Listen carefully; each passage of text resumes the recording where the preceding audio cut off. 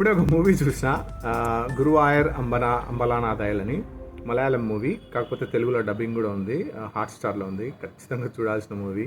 First half అయితే బీభత్సమైన comedy. So చాలా క్లీన్ కామెడీ ఉంటుంది. ఏమంటారు, వేటకారంగా వ్యంగ్యంగా చేయడం కాకుండా క్లీన్ కామెడీ, మన మధ్య రిలేషన్షిప్స్ మధ్యలో ఎలా ఉంటుంది అనేసి. సో సెకండ్ హాఫ్ ఓకే బాగానే ఉంటుంది, వెళ్తుంది అలా.